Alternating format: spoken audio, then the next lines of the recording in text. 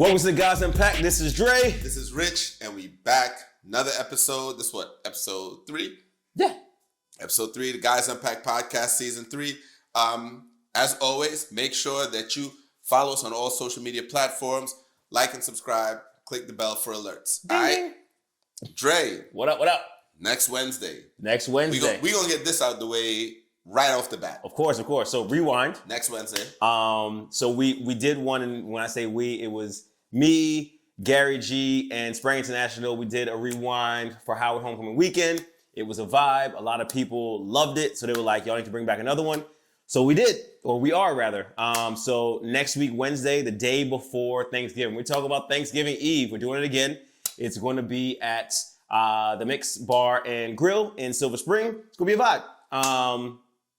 Ticket link right here. You're going to put it right there, right? Yep. Yeah. Right there. All right. But then after that, December 3rd, we got the next installment of the Renaissance Day parties going down at Privilege Lounge, DC, 1115 U Street Northwest. We got DJ Hazard, DJ Majestic, DJ Akil, and Ricky Platinum all in the building, all live. So for all y'all who know y'all love and want to come out, have a good time, the Renaissance Day party is going down again. Doors open at 5 p.m. Privilege Lounge, DC. Shout out to the crew at Privilege, always taking care of us.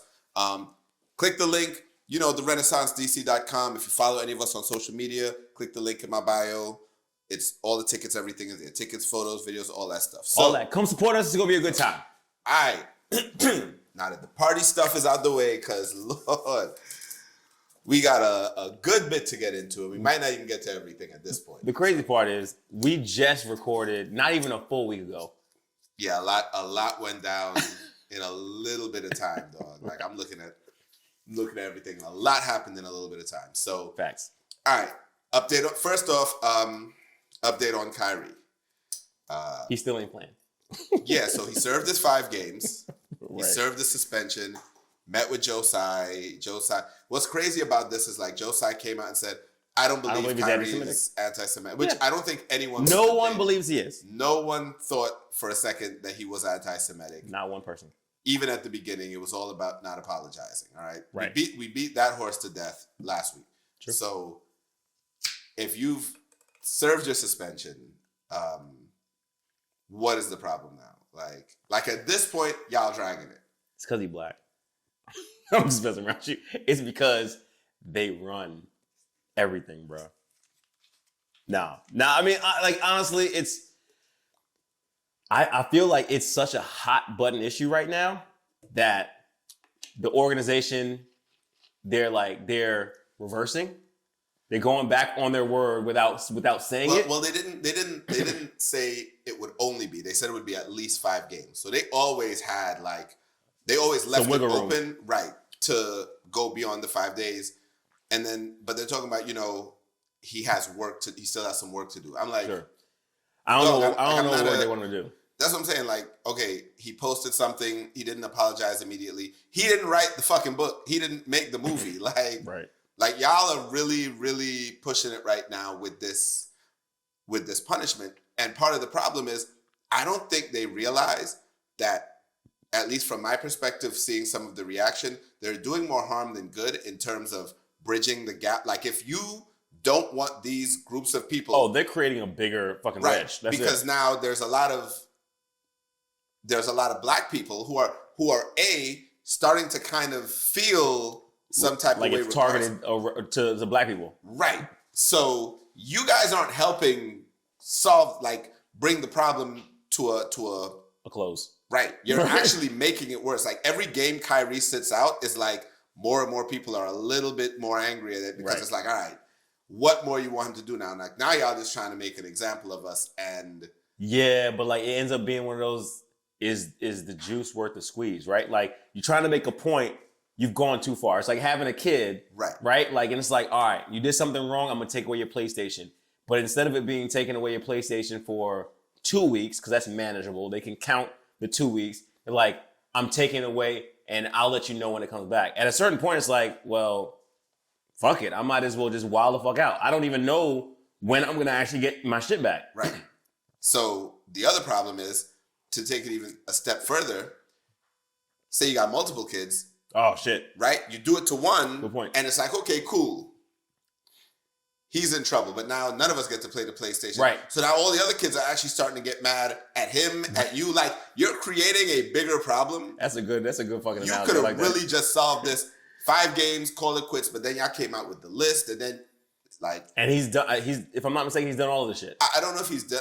I don't know if he did it because I know some of it was like meeting with them and stuff. So, but he's met with a few people though. Yeah. So, but you know what I'm saying? They're not even updating on whether or not he did that. Sure. And at the end of the day, the list was stupid anyway. So, bottom line is like they're dragging it now. It would suck if this is the end of his career though.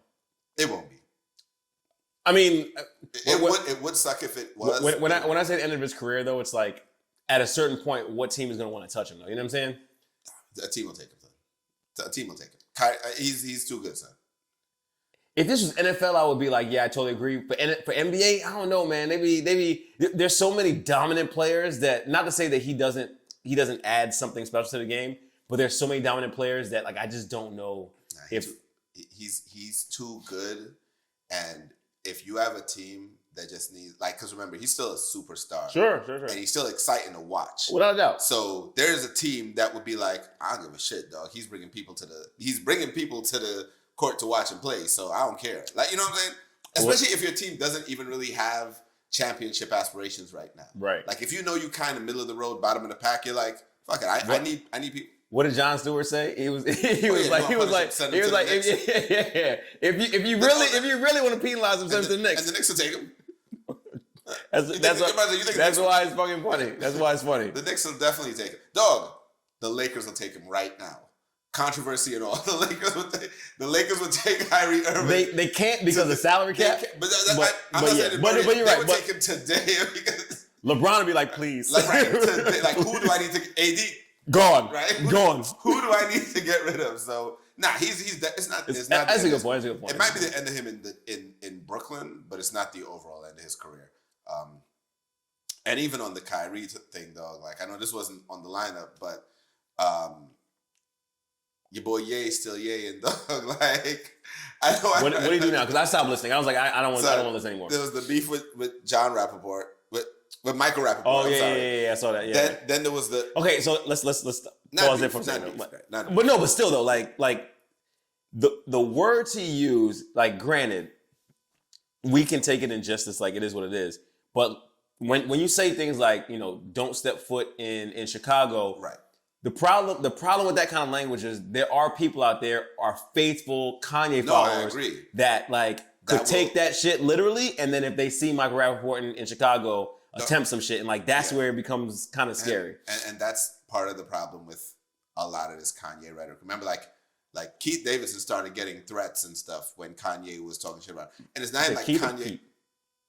Pete, I forgot. You just fucking everybody name tonight. Dog, that was John Rappaport, Keith. You would swear you'd be the one drinking. I'm only drinking water. So right, but yeah, like he started threatening him. That's when he had the text and was like, "Yo, this is getting serious, bro." Right. Then there was the I can't even call it an interview. It was him sitting in the car talking about how they sacrificed his mom. Dog. Then the funny thing about it is, right, when you watch like Kanye fans and how they react to it, they're like, yeah, you see that? He's connecting all the dots. I'm like, wait, he named 4 random celebrities. Michael Jordan's son? Who had, like... Was known as his father. Right. And then Magic Johnson's son? son. Yeah, like... And I was like, you realize people die, right? Like these are random people, but it's like spread apart. I'd give you, if you pointed out, like, in a year, 7 people's sons all disappeared. Some real coincidence. Right. I'm like, nah, that don't make sense. When did Jordan's dad died before Kanye was ever anything. Famous. Right. Like, I'm like, dog, you can list, I can literally, if I wanted to create a conspiracy, could list 10 people who died under, like, straight, and none of these guys died under straight circumstances either. Like, it was. But you know what though? All this shit works in our society right now. I mean, think about the old QAnon. Like all that. If people want to believe something, right? All you gotta do is tell them. That's why I always talk about how like his like real hardcore supporters are sheep, because it doesn't matter what he says. It's like, no, that's part of his plan, bruh. There is no plan. Like look at it. I also, dude, I'm cool with, had said something about him. about, oh, and he's crazy, right? And I was like, yes, he is. Right. He's like, nah, trust me, bro, he not crazy. I didn't even bother to respond because I was like, I don't got time.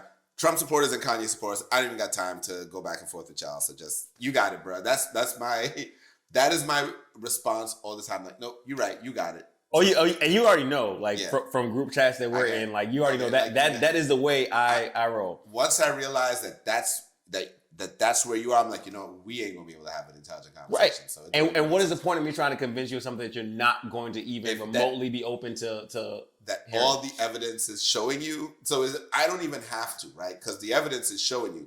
So if you're not even seeing it, if you're ignoring that, you got it, bro. So the funny thing to me is like, even if the evidence wasn't, I'ma still at least listen to the strategy behind what you got to say, right? Like, but there are people who won't even, like, they're just not open to anything.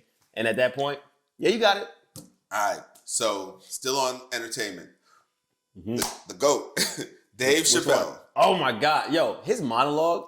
Yeah. Okay, I don't like to use the word genius very often, but that's definitely overused. Right, but that's one word I do not mind loosely using with Dave, and I don't mean from the standpoint of he's just like smarter than everybody else, but he has a way of completely disarming the message that he's getting across, even if it's a super serious topic. And I think a lot of comedians do this. Yeah.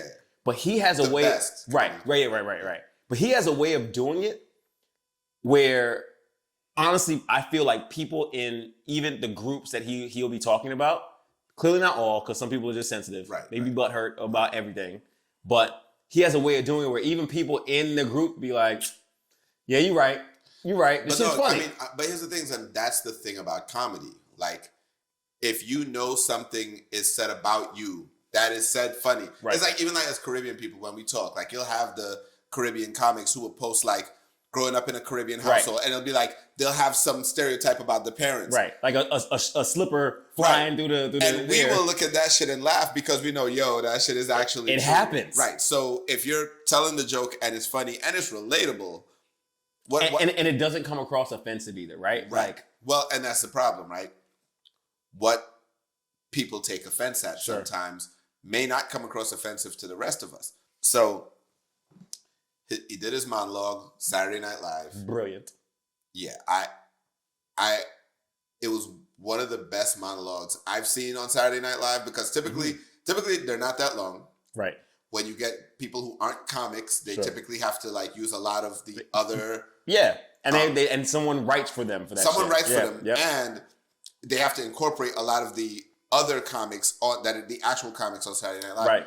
Came and basically did a 14-minute stand-up by himself, and it was hilarious. I like genuinely laughed, not like watched it and was like, oh, that's funny. I get that. There joke. were so many points of that monologue that I died laughing. Yeah. And the funny part about it too is like some of those parts, it wasn't like what he said wasn't even like that brilliant. It was just the delivery, like it was just perfect. And that's the thing about Dave, like his delivery is on point. Right.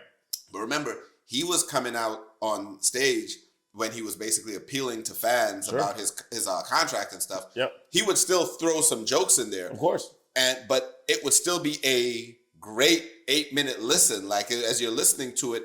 And I was always just like fascinated by his process because like when he would get on stage, he knew how to really bring you in, right, and then tell the story, and the moral at the end would match the intro. Oh, well, the intro would be something like just something obscure, right, and the thread that goes through the entire thing. And then by the time you get to the end, it's like, oh shit, he just tied it up. Dope. So So Dave as a storyteller is phenomenal, without a doubt. But like that monologue, he went in, son. What was your favorite part?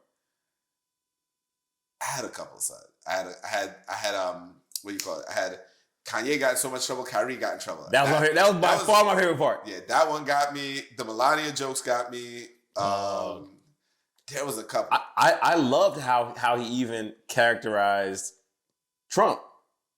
Right? Like, like the entire thing, and granted, all he's doing is reenacting shit that Trump said.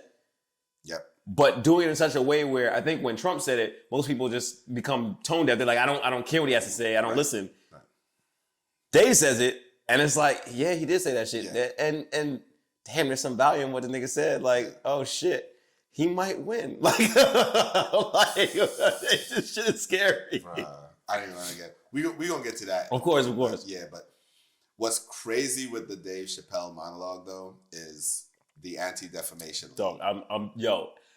The wild part about that shit, and I won't go far into this because I think it's just absolutely ridiculous. But the wild part about that shit is he literally gave a disclaimer at the beginning of. Oh, because he knew it. Right.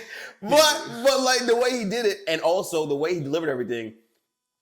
And granted, I'm not Jewish, so clearly I cannot put my feet in the shoes of someone of Jewish faith or culturally Jewish, right?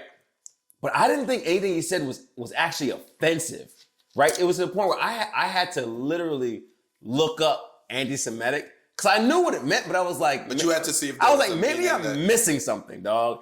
I looked it up and I was like, okay, so it's hostility and I can't remember what the other word is, but toward Jewish people. And I was like, okay, let me figure out how this shit could have been hostile. And like the only thing I could come up with was maybe being the butt. And I have to put the air quotes up. Me being the butt of the joke was the hostility. Like that's the only thing I could even remotely come to. You went way too far to try to even find that though. I mean, that's the only thing I could come up with. Let me tell you what I did. I went and I listened to it again, right? Okay. I laughed the second time too, which is like the mark of good comedy. Yeah. Because I watched it again. You know what's coming up, and you're gonna laugh anyway. Yeah. Right? And I was like, all right, so he did use some stereotypes about Jewish people in his jokes. Some common stereotypes, like not even things that he just pulled out his ass. None of the stereotypes he used were negative about them. Not one. Right? So the stereotype about them running Hollywood and you shouldn't say anything about them or you'll get in trouble. All things that are kind of sort of happening to people right now, right? So yes, if you are the target of some of these jokes, but it's not just you. He went at Trump. He went at Democrats. He went at everybody but the fucking alphabet people. Right. And he's kind of already. Yeah, he's like, I'm done with those. He spent the better part of a year on that. So like at this point, if it's like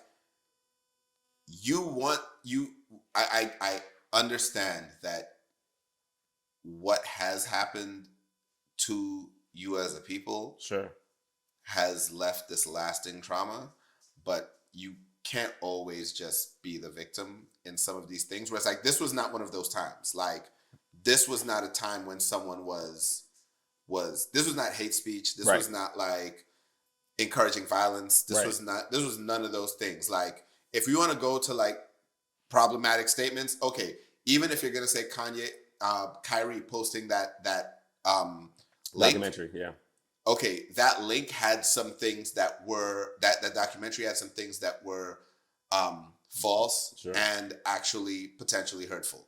If you want to go to Kanye and what he said, he actually aggressive made a threat, bruh. So honestly, the worst thing that Dave said on the monologue was when he was like, a group of black people is a gang. A group of Italians is the mob, and then a group of Jewish people is a coincidence. And even that,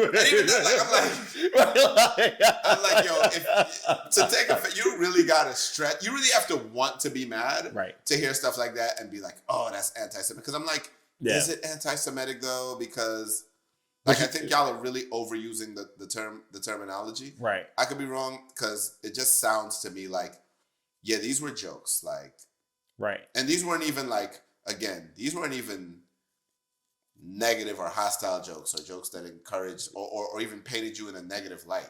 The one thing I will say though is because actual anti-Semitism is a real thing, they just may be more sensitive to people even poking fun and maybe that's where it's coming in.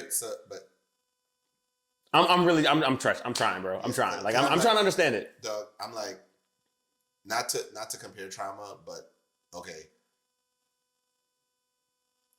Racism against black people is a real thing, but Facts. Jokes are jokes. Like, end of the day, jokes are jokes, and if the joke ain't hurtful, right. And I get it, I can't tell you what is offensive to you. Sure. I get that, but we also got to kind of look at some of this stuff objectively. Like, we got to use a different lens for some of this stuff and be like, is this offensive? Because, like I always tell you about racism stuff, where it's like, if you got to explain to me why something was racist, then I'm not going to get upset, because I'm like, I'm not going to manufacture anger if I'm not immediately offended by it. Right. If I got to be explained into anger, then I'd be like, all right, that sounds fucked up, but. Right. You connect the dots that some people might not. So, the one part of the monologue that I was trying to find it just to make sure I got the wording right before we went on air. But when he talked about Herschel Walker, dog, I know exactly what part you're talking about. And he was like, and I think this is what he said. Again, I was trying to find it again because I watched it a couple of times, and he's like, he's visibly stupid, dog. Like, again, that was such an elementary level insult. But one, because it's Dave saying it. Two, because I think everyone's thinking it. Oh, bro. Right? Without a doubt. Right? Like, this shit fits so well, bro. When I tell you, so I was... And because I didn't know what he was going to say. You know what I mean? Like, I didn't know, like you know that there's a couple places you could go with Herschel Walker. I didn't think that was going to be it. But not only that, like, you also expect Dave to hit you with some kind of brilliant shit. And you're like, nah. He's like, no, I'm going to just say he's that nigga was visibly dumb. And it's like, fuck. You know, that was really simple, but it was really, really funny. That shit was perfect. Yeah. That shit was perfect. But speaking of... The fact that race is going to a runoff... Dog. So I'm not in Georgia. But your kid used to be in Georgia. No, what I say is, like, I wasn't there to, like, see what Raphael Warnock did since... Because he only got elected like 2 years ago, right? Right. So he ain't been there. He ain't been in office very long. So I don't know. Did he like kill a bunch of babies? Did he burn some buildings to the ground? Not to my knowledge. What did he do? Because I feel like for Herschel Walker to be a legit candidate and like for it to be this close, I'd have to really, really, really, really messed up at my job. I mean, so normally I would say yeah. But right. think about Trump, Clinton. No, I'm not, and don't get it twisted, right? I'm not saying I agree. I'm just saying when I look at the candidate and I'm thinking, damn, I can't be this dude. I got to reevaluate, and I get it. While I say I got to reevaluate myself, I understand. Right. That's not the world we live in. That's not the way the voters are. They were saying that Herschel Walker had like a huge support base from like evangelical Christians. Yeah. And it was like, bruh, he's literally everything y'all claim y'all not to support.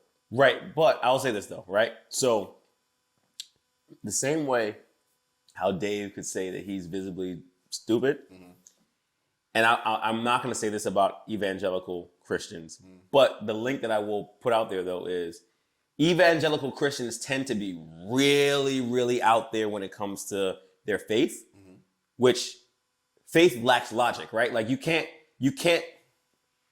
rationalize faith. It is totally based on emotion. So it's not far-fetched for me to understand like people who I would say lack a lot of logic when it comes to faith also believe in this dude who does and says things that make absolutely no sense to me. Bro, I think it's actually a simpler explanation. I think that particular group just backs Republican, And so it doesn't matter because that's the same group of people that supported Trump. And True. So when you think about it, like morally, if these are the morals that your faith has you standing on, you probably shouldn't align yourself with certain people who, have this. Yeah, I feel you. You don't think, but I think it is just that they are just so party based that it almost doesn't matter. Yeah, the only reason why I don't go there, I mean, I understand where you come from, but the only reason why I don't really hop on that argument is because even though they are so party based, it's still like a lack of logic, right? Because if you look at both Donald Trump and Herschel Walker, they embody a lot of things that are very anti-Christianity. Yeah. You know what I'm saying? So it's still one of these, like, Yeah, I think we're saying the same thing. We're just arriving at two different. We're getting there from two different roads. You're thinking it's lack of logic. I think they're just following the party. I think because they're I get what you're saying. I think they're just so committed to the Republican Party. It doesn't matter what tree stump they put on that ticket. Yep, right? Yep. They're like, they could put Satan on the ticket, and they'd be like, well, was he that bad? You know what I'm saying? Like they would rationalize voting for. He could not have been that bad because he's a Republican. Right. Exactly. I see what you're saying. So yeah, that Herschel Walker, the fact that he's even, I was happy when Dr. Oz lost because at least Dr. Oz wasn't even as stupid, but like. No, but he was pretty stupid though. Yeah, that's what I'm saying. Like, so I was glad that he was like soundly beaten, like it wasn't no question. Right.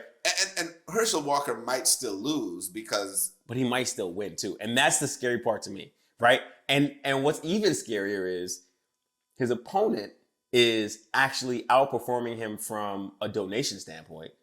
It's to the point where I think I read an article today talking about how the GOP in general is raising funds based off the Herschel Walker runoff, but like not even giving him the donation dollars. So I think his whole campaign team was actually knocking the GOP for like their fundraising. So like where are the funds going? What they're trying to do, or at least what it comes across as them doing, is raising funds for the GOP, not for his race in particular. Right? So they're just using them to fundraise. Yeah, because they're like, we don't really particularly care, but we can make money off you because people will be sheeple and donate. And honestly, at this point, the way they're looking at it is, well, we're not going to get the Senate one way or the next. So, we actually don't care if you're a senator or not at this point because that's we're not gonna, the Democrats have already won the Senate. So that's it's very on brand though. No, but it's crazy, but it's very on brand. But expect another 2 years of nothing getting done with Congress being split though. Oh, of course. I mean. Like I like this is the part of politics where I'm like, I just can't. Well, I haven't been paying attention much anyway, but like this is the part where I'm like, I really don't want to pay attention because you have these two parties who literally will cut their nose off to spite their face. They're like, I just don't want to be able to say that I reached across the aisle at all. Well, remember when Obama got elected and John Boehner, I think it was Boehner, said our goal is to make him a one-term president. Yeah. So you on day one made that and you made a public statement. Like it wasn't like a leaked audio that someone found and posted. You said this in public. Yeah. Like this is our goal. So at the end of the day, we are going to block anything we can to get him out of office before he ever tries. So you never had any intentions of working with him. Yeah. So your priority was never governing. Your priority was never the country. And it's what happened. It's what's going on now. Yep. It's almost like it's the formula of, hey, guy gets elected. We do everything we can to not let any of his policies or agendas go through because unfortunately or fortunately, that's the way American politics works. Right. That the president doesn't actually have the power that people think they do. Right. But they get all the blame when shit don't go wrong. Wrong. Yeah. So what's going to happen is anything that wasn't accomplished, Biden's going to get the blame. They're going to blame the Democrats in general, and then they're going to vote for old 45 on his way back in 2024. Right. But before we get there, though, the other piece I'll add to what you're saying is Democrats in general don't have the balls to do the same things that the Republicans do, right? So Republicans also bank on the fact that we can do this, and we can also expect the Democrats are going to reach across the aisle and try to be diplomatic and get some, and we'll get some shit done still. And beyond reaching across the aisle, the Democrats will fight each other because you'll have like the super liberal Democrats versus the moderate Democrats. Yeah. And so now your policies aren't helping enough people. Yeah, because it's like why I like and don't like some of these super liberal Democrats, because it's like whenever they want something, they want everything. They want the world and the moon and the sun. And it's like, guys, this is never going to get passed. Like you have to understand. Why are we even trying? Right. Like we don't govern for just this group of people. It's a whole country. And these are policies that are not going to, it was like the Green New Deal, right?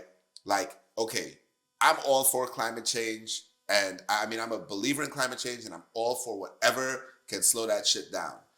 Now, you understand that we can't dive headlong into this, so let's figure out which policies can get passed. And it's sad that we have to do it, but like, we have to figure out what's actually going to be able to make it through this process called Congress. So let's come to the table with some realistic, reasonable changes.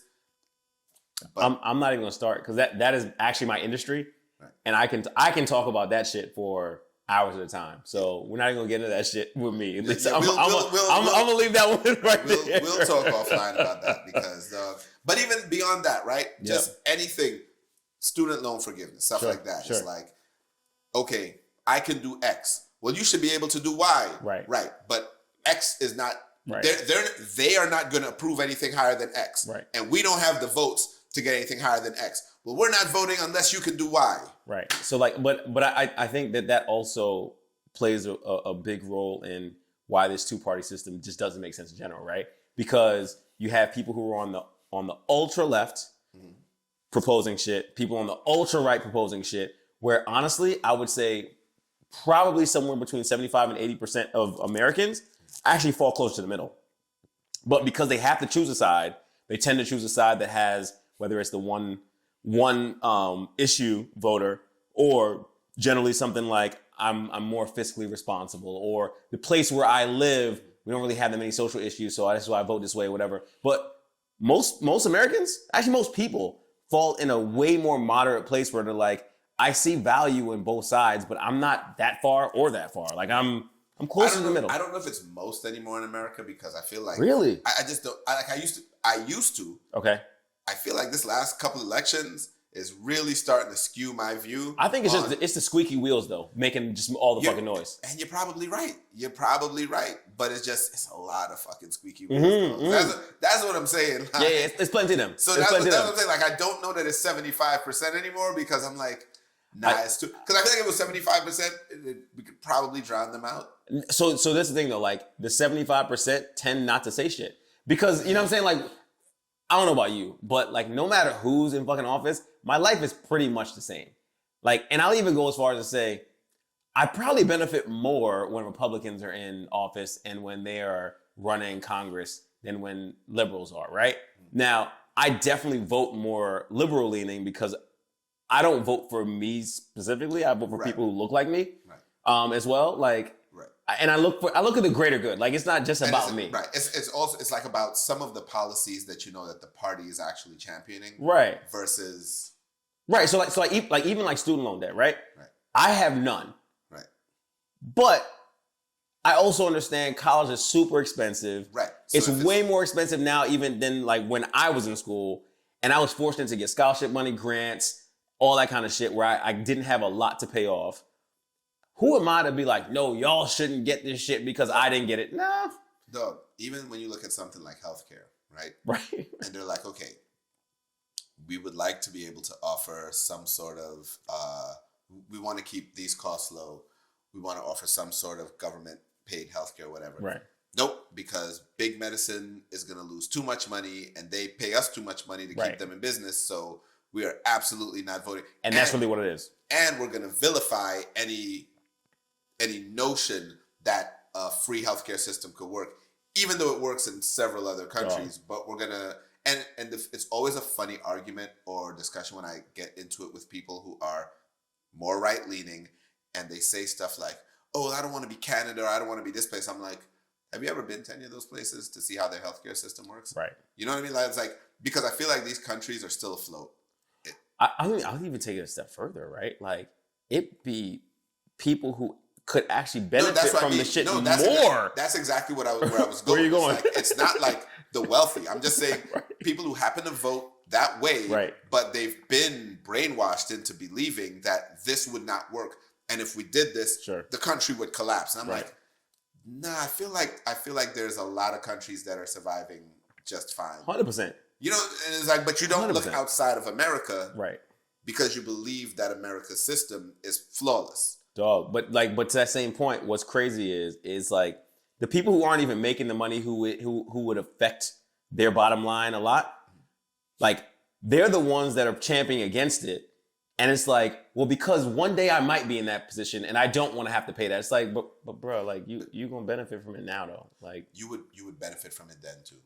Well, that too, of course. But like, but what I mean is like, it's not going to impact you now the way it impacts somebody who has more money. Like, I remember when they were talking about like raising taxes on the wealthy, and I had a roommate at the time, and we were making the same amount of money, and they were talking about raising taxes on the wealthy to address the deficit. It was like post Bush, during the Bush years, and it was really just talking about like rolling back the tax cuts too. It wasn't even like, hey, we're going to increase. Right. We're just the taxes that were cut, we're gonna roll those back.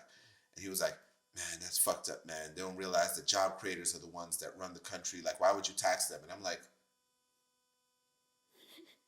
we broke. We both broke. Right. I'm like, you realize like you're arguing on behalf of rich people. Right.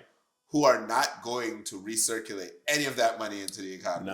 Like, they go out of their way to find ways to not pay taxes now. So you think if you just gave them breaks, they're gonna be like, oh, let me create more jobs, trickle down economics. Only way trickle down economics works is if you give them a tax break to do it. Like, that's the only way. Right. So I'm like, but when you convince people, for sure.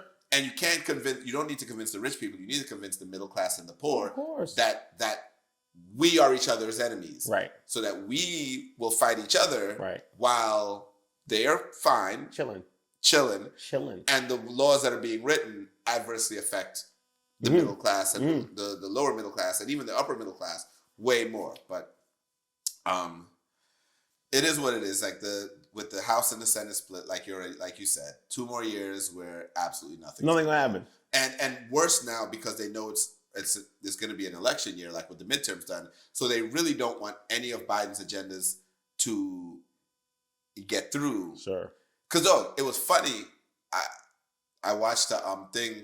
Can't remember if it was last week tonight or the Daily Show, but they were talking about they showed like a clip on Fox News where they were like complaining about how the midterms didn't go as well as expected, and were complaining. It was like, yeah, because the Democrats are out there offering free college tuition, or they're paying off student debt, and they're trying to fix the climate and blah blah blah. And he was listing all these things that are like positive things, right? Like they were negatives. Like, they're doing all of this for votes. It's like, okay, but these are still all these are good policies. Now we'll say, so you're mad that people are voting for them because they're actually right. Now we'll say, I don't know how we're gonna pay for all this shit, but. Again, you already so that's when y'all call me Dre McConnell. Again, right. But I'm just gonna say, let people let them get their money, dog.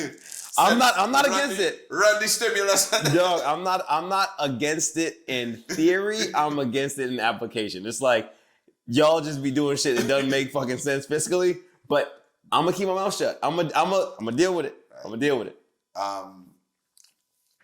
So while we still on politics. Your boy coming back, son. Your boy going for another run. I really enjoy when you call all these negative people my boy. Like, I'm gonna put that out there because I don't like any of them. But yeah, and apparently the Simpsons called it again.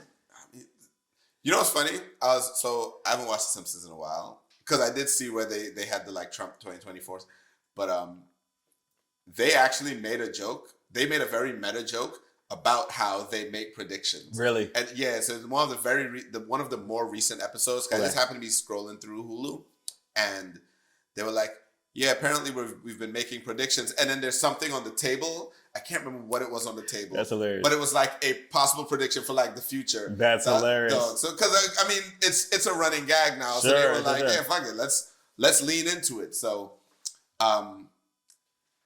yo, what's funny about him announcing is he started exactly the same way. Of course. He was like, all right, let's open with racism. Let's just get it out the way. I mean, he knows it works. Yeah. He knows his base. Right. He knows who he needs to lock in first. Right. So. And they were loving all of it. And the crazy thing is, so just to go over what he actually said, he said he's gonna. He started to talk about like the cartels and drugs and everything, and he said that once if he's elected, he's gonna ask Congress death penalty, bro, for a bill to give the death penalty to drug dealers, because he said that he said this a few times, that in the life of a drug dealer, a drug dealer will kill 500 people over the course of their lifetime. Now we don't know where those numbers came from. Not only do we not know where those numbers came from, they were debunked by several people. And I'll even go further. Like, what level of drug dealer are we talking about? No. Are we talking about a nigga on the street corner? Are we talking about like he literally said people who sell and traffic drugs. But I know, but right. that's my point though, right? It's like you make this, you oversimplify what really is a complete industry, right? Like it's not just the nigga on the street selling drugs. It's right. So like it's suppliers, it's distributors, it's all this shit. Here's the funny part about that, right? When you get that high level in it, you're talking about executing some of your people, bro. Like, of course. Like you're talking about these, but of course that's not. Those are never the people who will actually. Those are never the people that he's intended, because he started talking about the cartels. So you already know it was kind of like. He's talking about a certain type of drug dealer. Right. Because it's kind of the same way he started, like I said, how he started his last campaign. We're talking about immigrants. Right. So. It's like, we're not talking about the immigrants from Eastern Europeans. No. And, we're talking about the brown folk. Yeah. And I'm like, and it's not even that hard to to connect the dots on this one, right? So.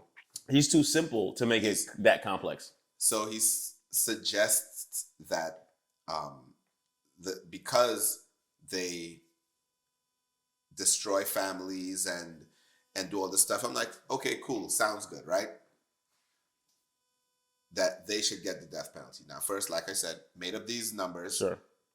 Average drug dealer killed 500 people. Well, that was debunked. They were like, no, there's no way. There's no way you can get to that number, because they listed how many people died from overdoses over a certain time. It was like, if that was the case by your metric, there's only 1,200 drug dealers in. Oh, I'm saying right so I'm very middle America. Right. I'm super corporate. The amount of people I know on the corporate side of the world who are doing drugs too, dog, like it's not all about right. And that's the next thing. I'm like, okay, what are we calling like? Because I mean, clearly he's talking about like we heroin, we know what he's talking about, but crack, like we know crystal meth. Like, we know. I don't even think he's even talking about that, dog, because that's white people drugs, honestly. I mean, it is, but they got some people of color who are dibbling dabbling in that space too. Let me tell you, I'm even without him saying it, I'm just so dug in on he's racist that it's like.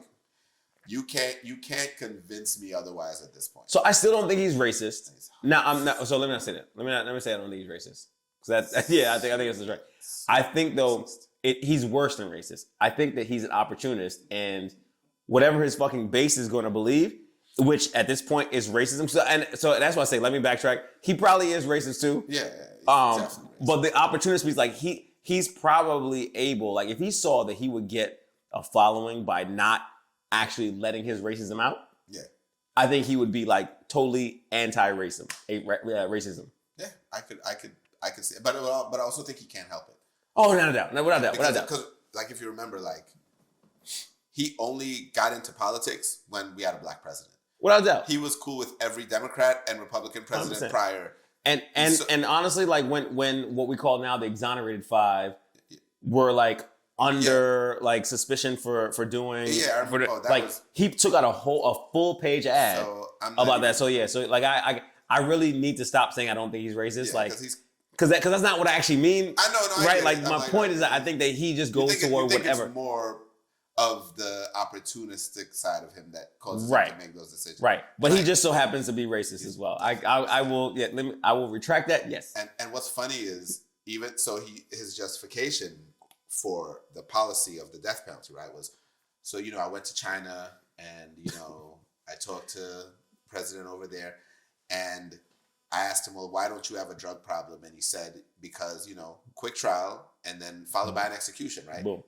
That was their way of handling it. And he said, it sounds harsh, but it works. So I'm like, it's funny because the people are cheering. So they had a drug problem and the way they handled it was to execute drug dealers. And you propose that here. We got a mass shooting problem. And if you look at Australia, how they handled it was they did away with guns. But it's funny how that your base, you can't pitch that to your base at all. And let's be clear. I'm pro-gun. So I know. I wouldn't even be for that argument, but I'm just saying you would propose something so drastic, right, so completely ludicrous because of who would be, because of it would appeal to your base because of who would be the ones most adversely affected by that law. Right. But there are other bigger problems, I would argue, more easily addressed problems that you wouldn't even touch. So don't give me it worked in China, so I want to try it here because we have evidence of that with regards to mass shootings and guns, and you guys don't even want to touch that. So. Well, the irony of that though too is when coronavirus became a thing, right? He called it the Kung Flu. Bro. He made the China virus. Like so like again opportunistic. Like now when it suits him, he can shit on China. When it suits him, what China's doing makes sense, bro. Even in that, like he still took a jab. He was like, we even got all the fentanyl off the super, except for the fentanyl that they send, but we'll fix that. I was like, bruh, like you don't even know how to talk about your allies, because that China's like China and Russia are your only allies at this point. His only ones. Your only. What's funny? That was the other funny thing with the Dave Chappelle shit. Whereas, like, just to get back on the Dave Chappelle, he's talking about, and the Democrats are how you thinking that he was in collusion with Russia. And then you find out that he was probably No, I literally like as he said that shit, I'm driving, listening to it, right? And I literally said almost verbatim exactly what he was gonna say, bro. It was funny. But I will say this though. If he really wanted to run, like I know he's running, but if he wanted to secure the ticket, with everything going on right now with Russia and Ukraine and Poland, if he really wanted to secure the ticket, as someone who is not even president right now, if he went over there and was like, Putin, organize your thing, and was able to let the world see that he played a role in instrumentally defusing whatever's going on, the amount of people in the U.S. who would be sheeple, who would be like, oh my God, let's really follow him, would be ridiculously high, in my opinion. Yeah, you're probably right. But he's so dotish. Here's the thing, though. I don't even think it's that he dotish. I think he knows he doesn't have that kind of pull with Putin. Like, you know what I'm saying? Like, I don't think he could get Putin. And worse, where Putin's not actually winning this war at this point. Sure. So it's like, now it's a matter of pride. Like, but that's where it would work, though. Right? Like if he was smart, he'd be like, yo, so you're not actually winning. How about this? I'm not. If I will win if we can stage this shit, and I will give you some shit over here. Doug, I'm not denying that. I think you're right. I think it would be I don't know if he would win with that, but I think it would give him something that he can hang his hat on. Sure. Legitimately, because a lot of the stuff that he hangs his hat on is not really legit. he didn't actually do it, or he just inflates the numbers to places that are ridiculous. This would actually be something he could handle. Like we would never hear the end of it. Right. Like I ended the war between Russia and Ukraine. Right. I just don't think that he has the actual sway or pull with Putin to get it done, because I think Putin's an actual lunatic. Like a smart lunatic. Like he knows how to position himself. If you're watching this, Putin, this is only Rich's opinion. I don't think you're a lunatic. I'm never going to Russia, so I'm not worried. I'm never ever setting foot in that country. I would go. So never, son. No. I would go. Not, I mean, I'm not. You have fun. I would never. There are countries I just know, bro. Not even setting foot there. I can dig it. Russia's 100% on that list. I totally want to go. But yeah, have fun. But only with someone who like knows the lay of the land, who can like navigate me through. Because I don't want to end up like a Brittany Griner. Like you know what I'm saying? Like I ain't trying to end up like that. There's no way. I'm gonna follow all the rules. Because let me tell you something. I don't want to go to any country that has hostility with the U.S. at the time. Well, yeah, I don't mean now. So, right. I'm talking about like. No, I mean, okay, but that's what I'm saying. So like Russia 10 years from now, different leadership, different regime, things are different. It's like Germany. I would not have gone to Germany during the Nazi Germany, right? But today Germany, I would go to today That's Germany. my point, bro. Right, so that's what I'm saying. Not today, right. Different regime Russia, yeah, Gotcha. but like right now, no, Yeah. I wouldn't. Zero interest in going to Russia. None. Zero. So, but he is running again. Hopefully this time the Democrats have learned their lesson. Because I think the problem, not even I think, a big part of the problem was no one really took him seriously in that first go around. Like nobody thought he was gonna get the nomination. Then he got it, and it was like, well, he can't possibly beat Hillary. Like Hillary was, and I say this all the time, the most qualified candidate to ever run for office at the time that she ran. Lost. And so... And lost to the least qualified. Like the ever. least qualified person. Ever. Dog, he is... There's a Venn diagram that I saw. And it's so hilarious. I had to save it. It lists one-term presidents. Okay. It lists presidents who lost the popular vote but still got elected. Which is only a couple. Impeached presidents. Okay. And only a couple as well. When it did all the cross sections, he is the only one that falls into all of those. No other president in the history of the U.S. Whoever designed that on purpose. It was, they specifically was like... It was after the second impeachment. Yeah. Dog, it was so perfect because it was so accurate. He is the only president in U.S. history that was one term, lost this popular vote, and got impeached. No one else. That's funny. That's funny. Brilliant. I will say, though, okay, so that there... On one hand, I want to say, if he runs against Biden, he wins. Hands down, in my opinion. I will say, though, there are two factors that could play a role in this that could be in our favor. When I say our, I mean the greater population of not wanting another Trump presidency. Okay. One being that a lot of the people who he endorsed fucking lost. So there's a vulnerability there. I don't think he has the stranglehold on the party that he used to have, right? So there's that piece. And in addition to that, it's the fact that he has to run against DeSantis. And so let me tell you. And I'm actually, I think I'm more fearful of DeSantis than I am of Trump. Because DeSantis is actually a politician. He's an actual politician. He knows, granted, he might say some wild shit, but he knows how to navigate this political landscape in a way that even people that are left-leaning can be like, okay, I can rock with that.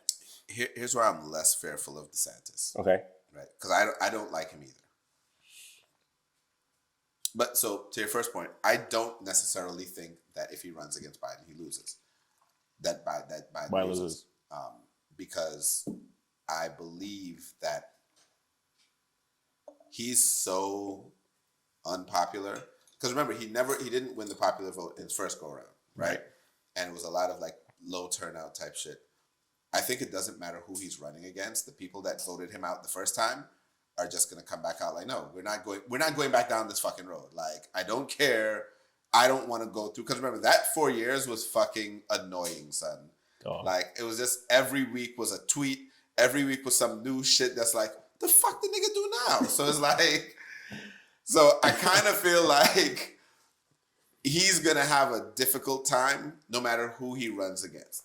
You think he paying that $8 per month to Elon to get that blue check? Bruh, let me tell you something. The best part of that, did you hear what happened with that, son? No. Son, niggas. Oh, I meant to put this on the list to talk about today, son. I forgot. I brought it up. See?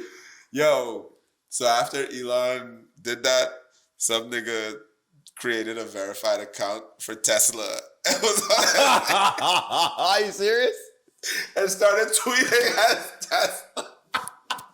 That is great. That is great. But he pays $8 though. Yeah, he paid his $8 to be Tesla, son.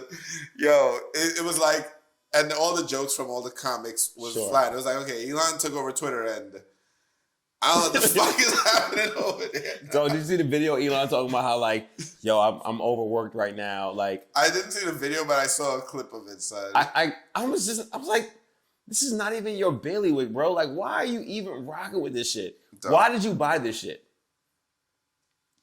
Like, first of all, the Tesla fucking stock price is down. You need to be focusing on getting my fucking stocks up. Nigga. Like, I had to ask you, I was like, did they do another split?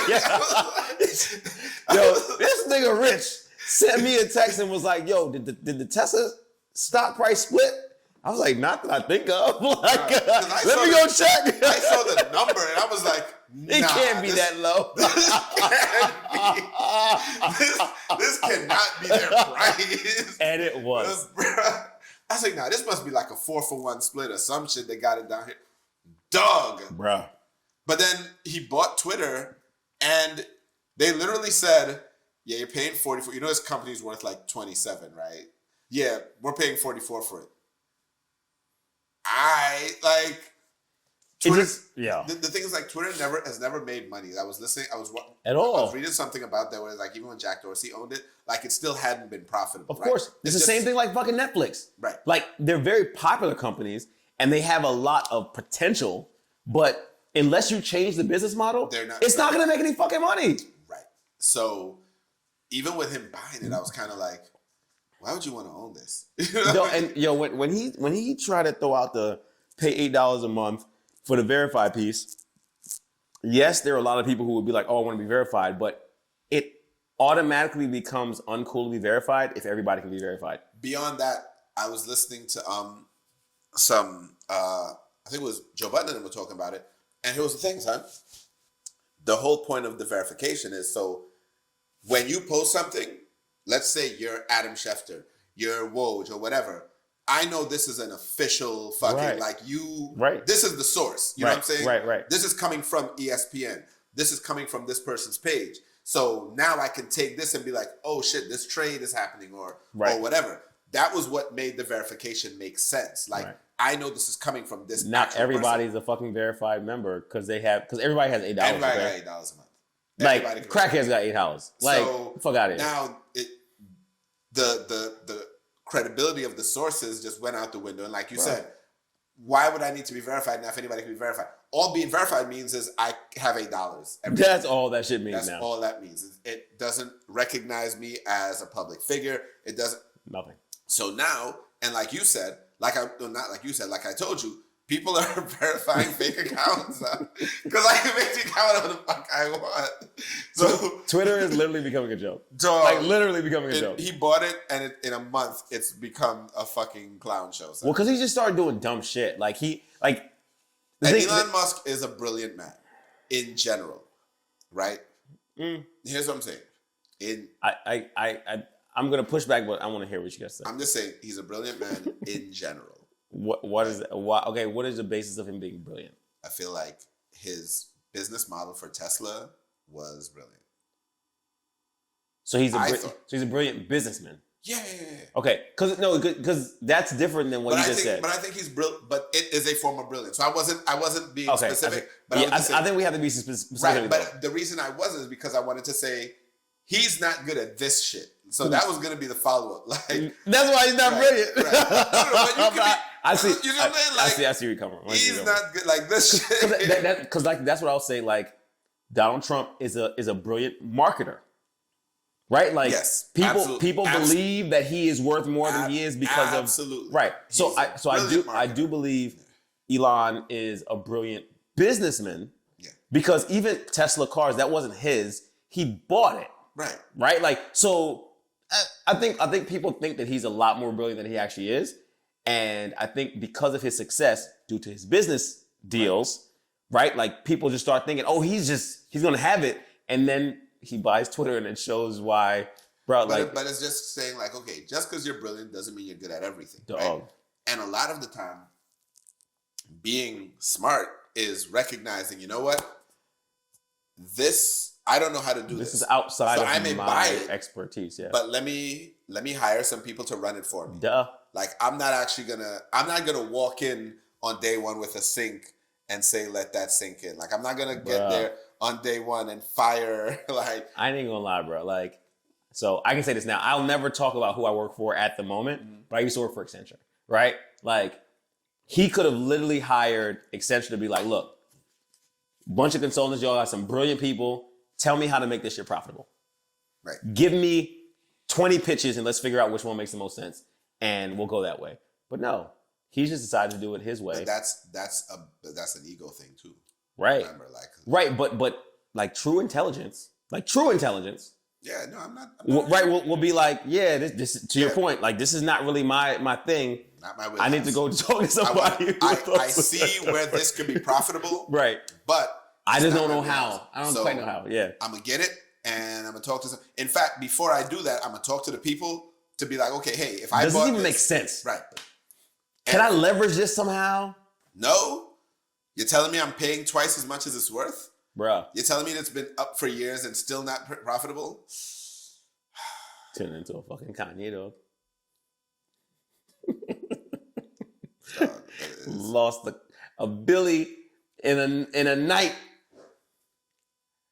Yeah, but he lost that because because he's fucking stripping. He's fucking stripping. So, we gotta get to this teacher in Texas, dog. Do we though? Nah, so we gotta get to that, dog. All right, we gotta get to that, dog. We do it real quick because I want to go to the next topic. Yeah, we gotta get to the next topic. Yeah. More importantly than this. We'll get to both of them, son. All right. So, teacher in Texas, dumb as fuck.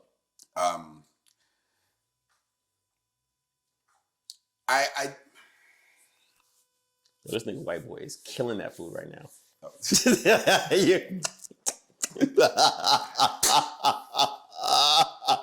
Take a picture. So the teacher in Texas, right? Literally, he's in his class, and what he says was that he was. I think he said he's ethnocentric. I can't remember all. The only part I remember was when he said he believes his race is superior. He believes that his is the superior race. Right. And then he went on to say, kind of like clear it up and say that he thinks all people think like that. But he was fired for saying that. But he said it in a classroom full of kids. They recorded him. A lot of people of color. Right. Well, no.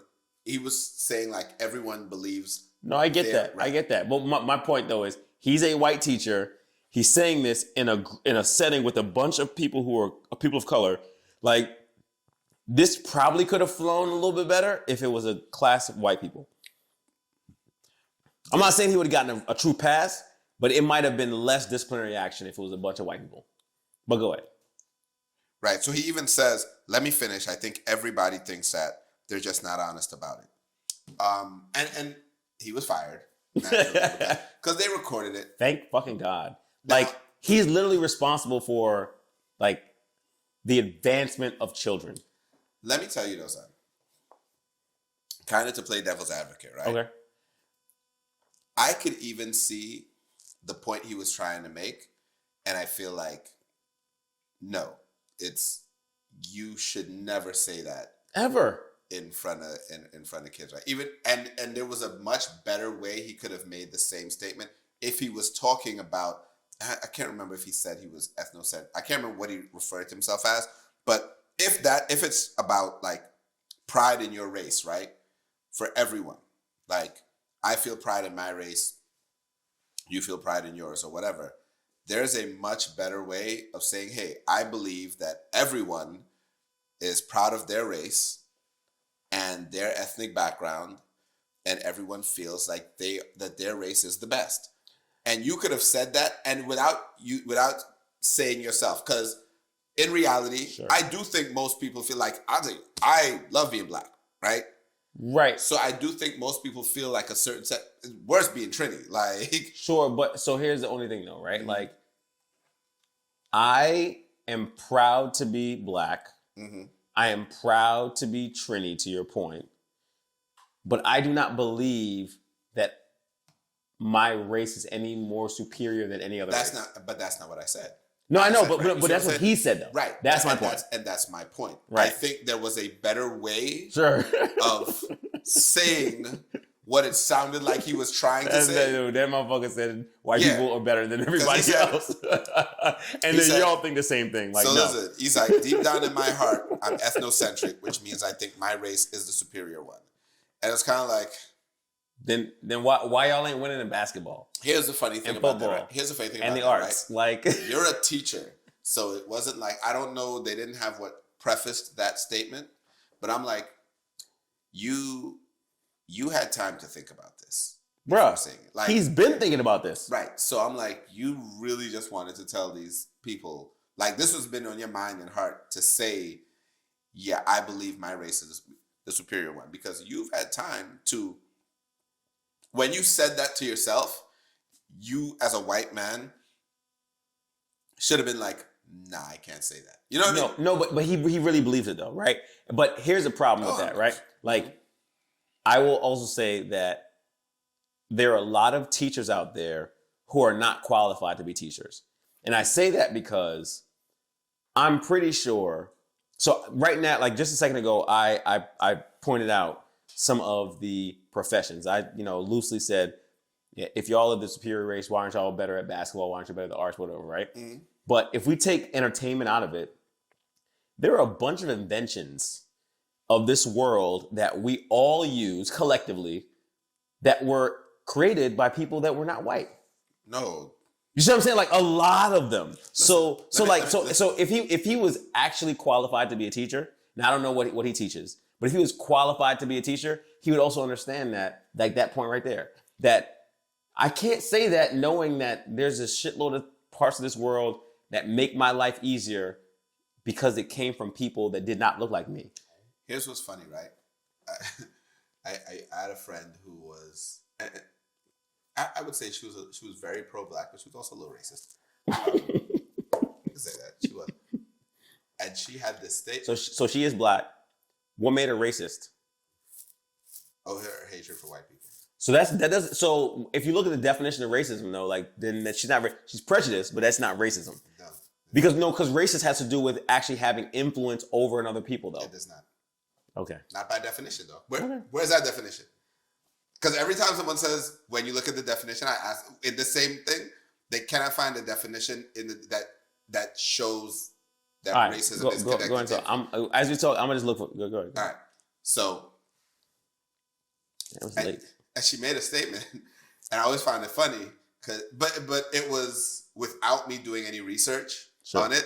Just sounded true, so I just accepted it. Of course. She was like, "If you look at it, white people never created anything. They just steal shit." Okay, now that right? Like, I can't say it. Now, granted, I've said shit like white people's culture is stealing other people's shit. That's literally what she said. But that's better than saying white people haven't created anything. Like white people haven't created shit. Listen, I'm just telling you, and this was maybe 20 years ago. So this wasn't even like a recent conversation. This was like 2 decades ago is when we had this conversation. But I always laughed because it was hilarious. And I was like, you know what? I'm not gonna do any research on this to prove or disprove it. I'm just gonna accept it. But son, when I looked up ethnocentrism, even from this dude's like point of view with it, if he knew what it meant, he would never like ever say it, because it does mean what he said, right? It does mean, thinking a group is superior. But it's like individuals who are ethnocentric will believe that their culture, belief, ideals, values, and practices are correct, and will use standards in their own culture to assess. They will use the standards of their own culture to assess other cultural groups. Sure. So it's like your follow-up statement that I think everybody feels like that and is not honest about it is false. Right. Because I'm like, no, bro. I could say, like you said, I love my culture. I don't believe it's better than anyone else's. It's just different. In fact, there are some parts that is not very good. Pause. We have a horn in culture. There are parts that I don't even want to bring up. At all. I'm ashamed of some of our cultural characterizations. Right, absolutely. So, yeah. No. I literally had a conversation about this weekend. I was like, yeah, you're right. Yeah, we're very incestuous. Dog, like, we does horn. Dog, like, we have songs about the shit. Like, everybody's accepting it. Like, dog, we just so be bad. Even take being Trinity out of it. Some shit about even just being black. We're like, yeah, not one of our best traits. You know what I mean? It'd be like shit where like, dog, come on now. So, to be a teacher and then say that, he was absolutely right to get fired. So so this is not defending him at all, but sure, good riddance. Fuck that motherfucker. Last topic before we go.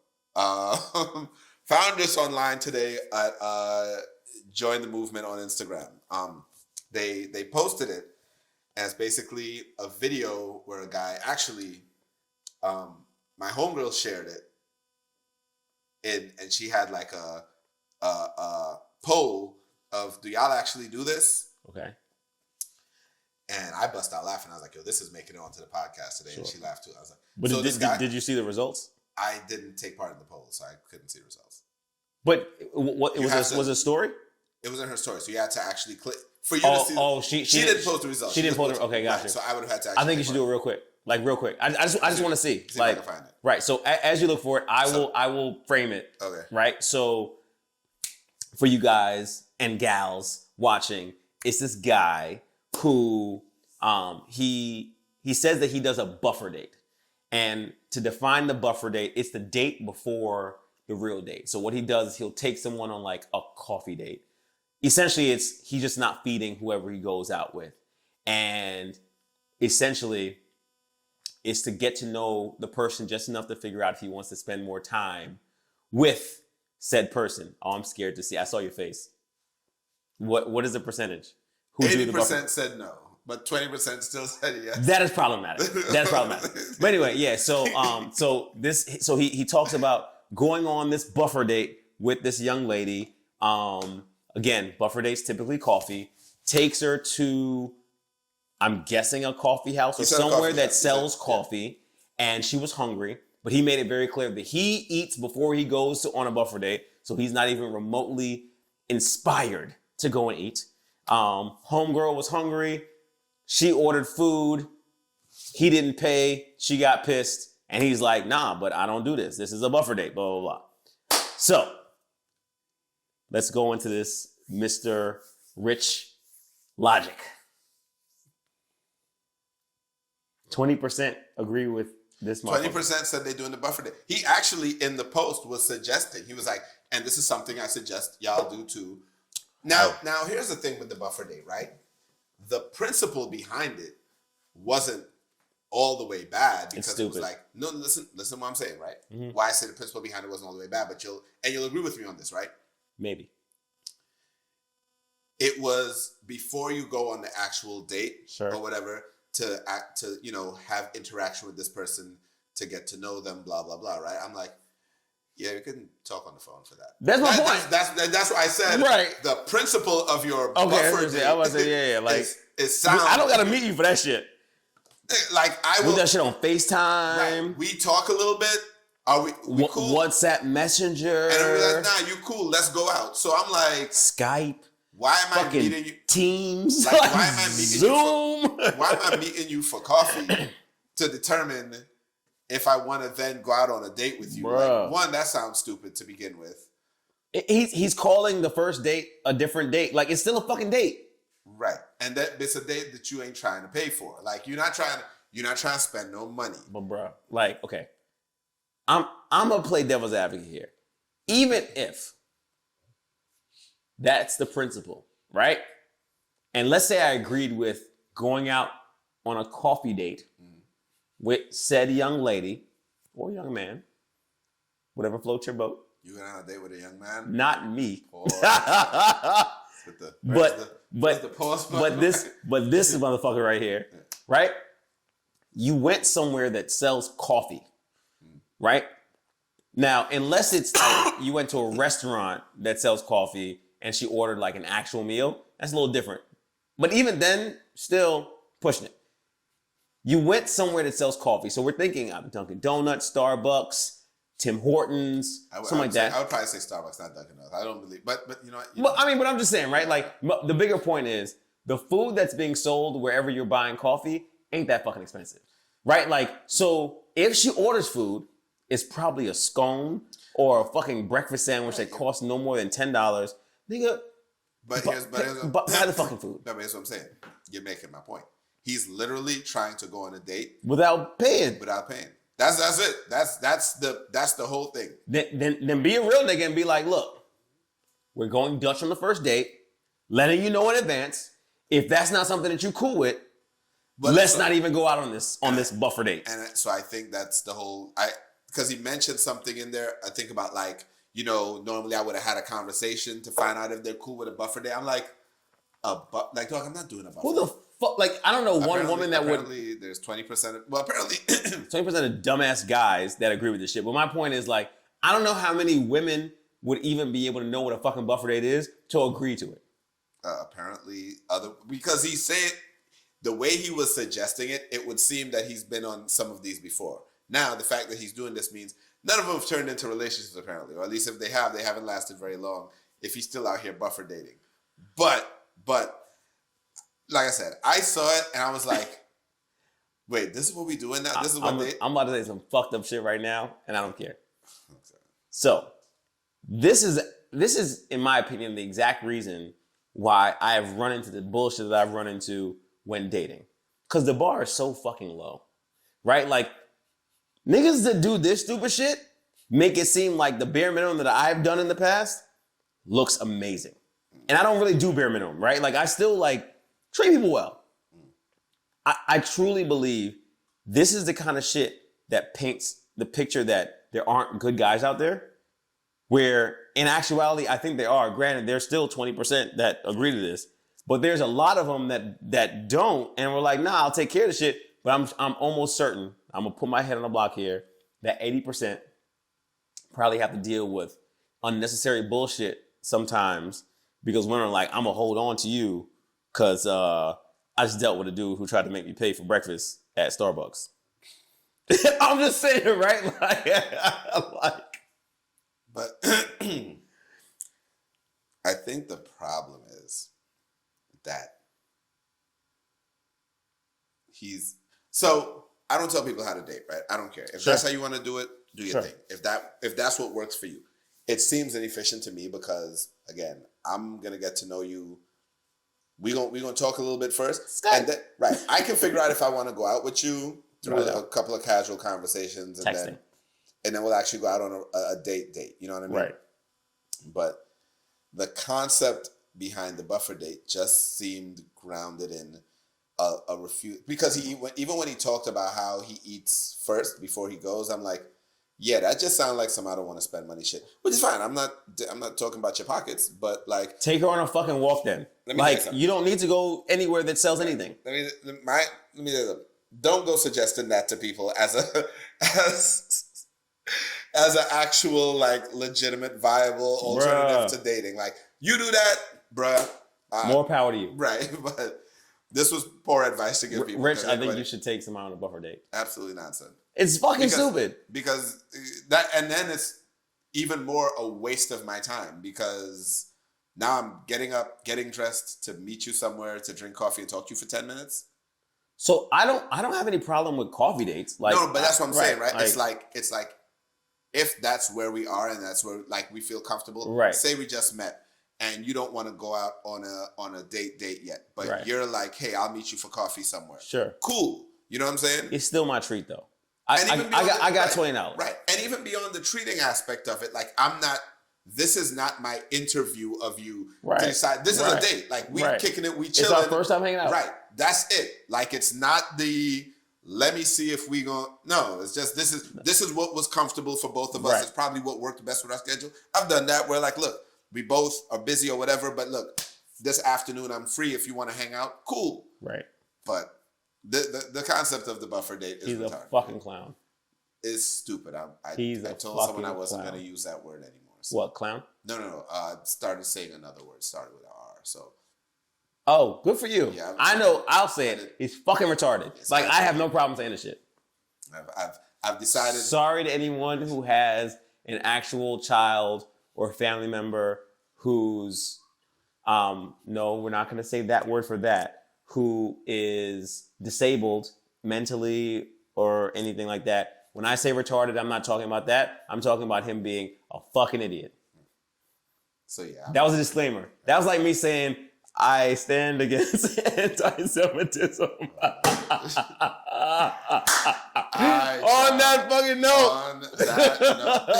This is Dre. This is Rich, and we want to thank you guys for rocking with us again. We recorded next week. It's Thanksgiving. Yeah, dog. If we can, we gonna see. Yeah, because we got the party Wednesday.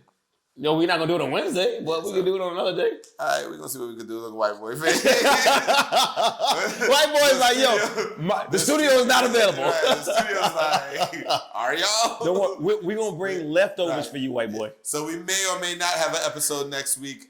We'll see. We'll see how it goes.